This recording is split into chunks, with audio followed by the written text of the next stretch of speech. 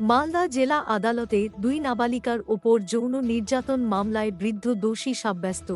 দুই নাবালিকার ওপর যৌন নির্যাতনের অভিযোগে এক বৃদ্ধকে দোষী সাব্যস্ত করল মালদা জেলা আদালত। ১৩ জন সাক্ষীর বয়ানের ভিত্তিতে বিচারক রাজীব সাহা অভিযুক্তকে ২০ বছরের সশ্রম কারাদণ্ড এবং ২০,০০০ টাকা জরিমানার নির্দেশ দিয়েছেন।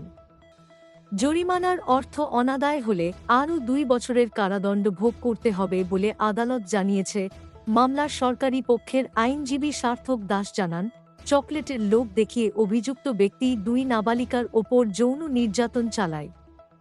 এই ঘটনায় ২০২১ সালের ৩ মে ইংরেজবাজার থানায় অভিযোগ দায়ের করা হয়।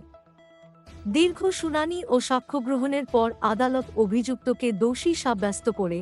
এছাড়াও আদালত নির্দেশ দিয়েছে, নির্যাতিত দুই নাবালিকাকে ক্ষতিপূরণ হিসেবে ১ লক্ষ টাকা করে প্রদান করতে হবে। আদালতের এই রায়ে সন্তোষ প্রকাশ করেছে নির্যাতিতাদের পরিবার ও আইনজীবী মহলও। গল্পটা হচ্ছে যে এটা ইংরেজবাজার থানায় একটা অভিযোগ হয়েছিল গত ইংরেজি ৩/৫/২০২১ তারিখে।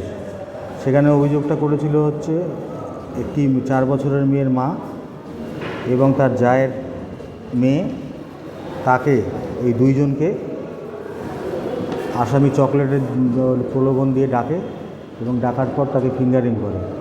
ফিঙ্গারিং করার পর ওরা যখন উপর থেকে দেখতে পায় ওর জেঠিমা, তখন দৌড়ে যায় ওখানটায়। দৌড়ে যাওয়ার পর সেখান থেকে তাকে রেস্কিউ করে নিয়ে আসে।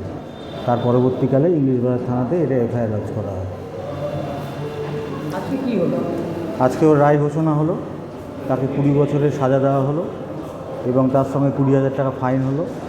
অনাদায়ে আরও ২ বছর বিনাশ্রম কারাদণ্ড আর ১ লাখ টাকা করে ভিকটিমদের কম্পেনসেশন দেওয়া হলো।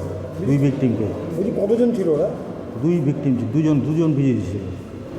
কতদিন ধরে কেস চললো? এটা ২১ সাল থেকে কেসটা চলছে। তার মধ্যে আমরা এক্সামিন করেছি ১৩ জন উইটনেসকে। ১৩ জন উইটনেসের সাক্ষী সবাল সব কিছু হওয়ার পর কোর্ট এই রায় দিয়েছে। কোন আদালতে হলো এবং বিচারকের নাম? এটা বিচারকের নাম হচ্ছে রাজীব সাহা এবং এটা হচ্ছে এডিজি সেকেন্ড কাম স্পেশাল কোর্ট মালদা। আপনার নাম? আমার নাম সার্থক দাস, আমি স্পেশাল পাবলিক প্রসিকিউটর পক্সো।